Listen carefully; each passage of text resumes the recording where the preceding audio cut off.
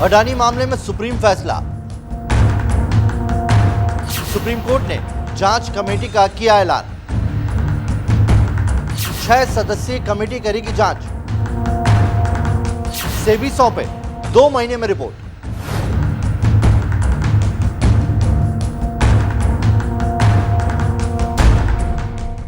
नमस्कार, मैं हूं नवेद और आप देख रहे हैं एनएमएफ न्यूज।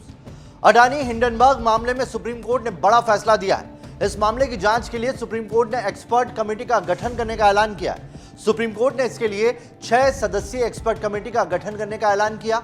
रिटायर्ड जज एएम सप्रे अब इस कमेटी के हेड होंगे।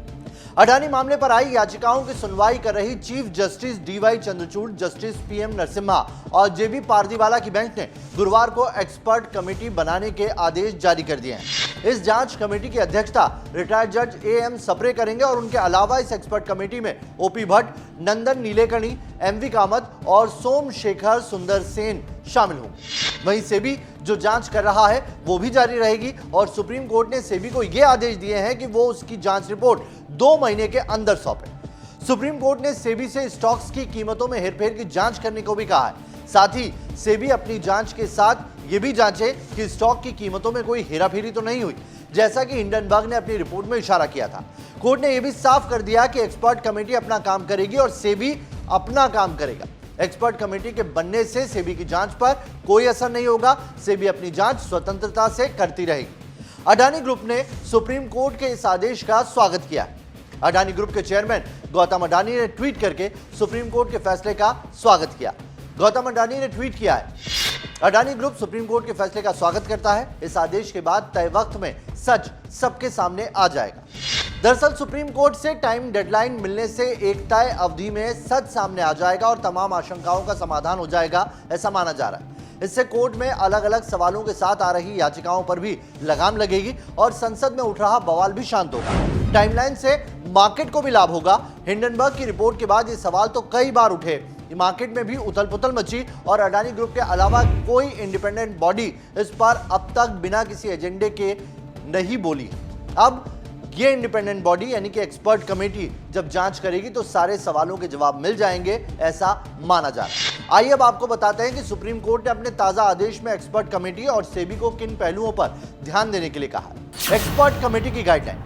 एक्सपर्ट कमेटी को अडानी ग्रुप से जुड़े मार्केट के लेन देन यानी कि ट्रेडिंग की जांच करनी होगी कि इसमें कोई गड़बड़ी तो नहीं हुई है। साथ ही शेयर मार्केट का कामकाज कैसे बिना फ्रॉड के हो, उसके लिए भी एक्सपर्ट कमेटी को उपाय देने के लिए कहा गया है।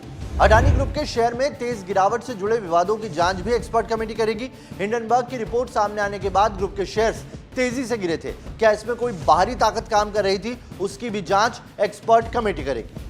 हिंडनबर्ग ने अडानी ग्रुप के शेयर ओवरप्राइस बताए थे, उस पर भी एक्सपर्ट कमेटी अपनी राय सुप्रीम कोर्ट में सौंपेगी। सेबी को सुप्रीम कोर्ट की गाइडलाइन। सेबी जो जांच कर रही है उसकी रिपोर्ट 2 महीने में सौंपे।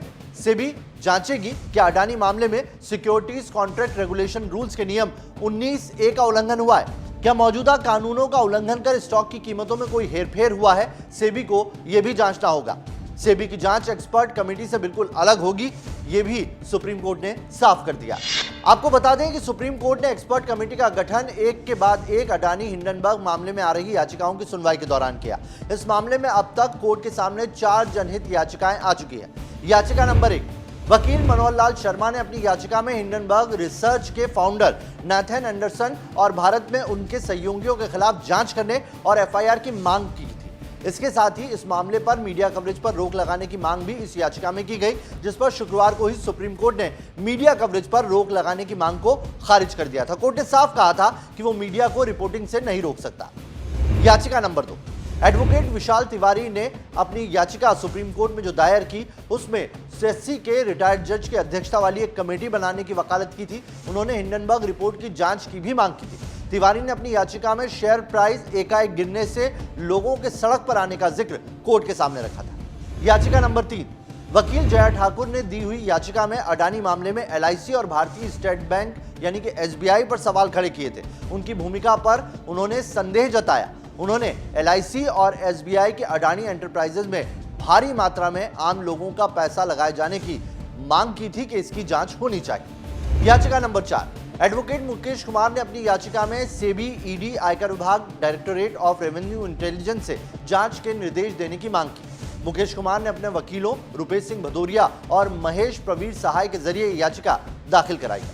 अडानी पर हिंडनबर्ग ने रिपोर्ट में क्या लगाए थे आरोप? यहां यह भी जानना जरूरी है कि जिस वजह से अडानी ग्रुप आज सवालों में है, उसको लेकर हिंडनबर्ग ने जो अपनी रिपोर्ट दी थी उसमें क्या आरोप लगाए थे। हिंडनबर्ग ने अपनी रिपोर्ट में अडानी ग्रुप पर गंभीर आरोप लगाए थे, जिसके बाद अडानी ग्रुप के शेयर बुरी तरह से गिरे थे। टॉप 3 अमीरों की सूची से अडानी बाहर होकर 25 पायदान तक गिर गए थे। इस रिपोर्ट से अडानी ग्रुप और उनके इन्वेस्टर्स को बड़ा नुकसान हुआ था। अडानी ग्रुप ने इसमें साजिश का आरोप लगाया था। बाद में कई ऐसे संकेत मिले जिससे इस मामले में कई फैक्टर इन्वॉल्व होने की जानकारी आई। सुप्रीम कोर्ट की एक्सपर्ट कमेटी और सेबी की रिपोर्ट के बाद ये सारे सवाल साफ हो जाएंगे, ऐसी उम्मीद है। आइए आपको बताते हैं हिंडनबर्ग ने अपनी रिपोर्ट में क्या कहा था। अडानी ने अपनी कंपनियों के शेयर मैनिपुलेट किए और उनकी कीमतों को बढ़ाया। अडानी ग्रुप पर हिंडनबर्ग ने मनी लॉन्ड्रिंग और अकाउंटिंग फ्रॉड तक का आरोप लगाया। अडानी ग्रुप ने 8 साल में 5 सीएफओ बदले, यह आरोप लगाया गया। अडानी ग्रुप की 7 कंपनियों के शेयर 85% ओवरप्राइज्ड हैं, यह तक हिंडनबर्ग ने कहा। साथ ही हिंडनबर्ग ने अडानी ग्रुप पर 2.20 लाख करोड़ का कर्ज को बताया था, जो कंपनियों की वैल्यू से कहीं ज्यादा है, यानी कि यह माना था कि अडानी ग्रुप के पास उसकी औकात से ज्यादा कर्ज है। मॉरिशस और दूसरे देश की कंपनियों में गलत तरीके से पैसे अडानी ग्रुप ने भेजे और उन कंपनियों ने अडानी के शेयर खरीदकर अडानी के शेयर वैल्यू को बढ़ाया था। आपको बता दें कि सुप्रीम कोर्ट के सामने आई याचिकाओं में दावा किया गया कि हिंडनबर्ग ने शेयरों को शॉर्ट सेल किया, जिससे निवेशकों को भारी नुकसान हुआ। इसमें यह भी कहा गया कि रिपोर्ट में देश की छवि धूमिल हुई है। यही नहीं, हिंडनबर्ग रिपोर्ट ने देश की अर्थव्यवस्था को भी प्रभावित किया।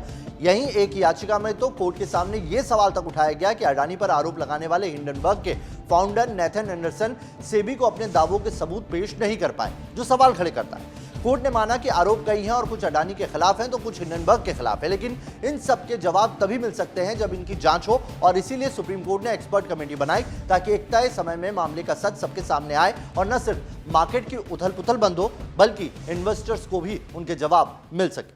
Dear friends, after a fully subscribed FPO, yesterday's decision of his withdrawal would have surprised many.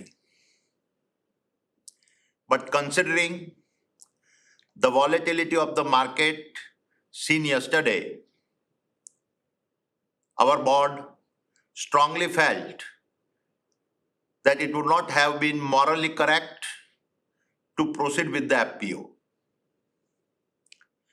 In my humble journey of over 4 decades as an entrepreneur, I have been blessed to receive overwhelming support from all stakeholders and particularly the investor community.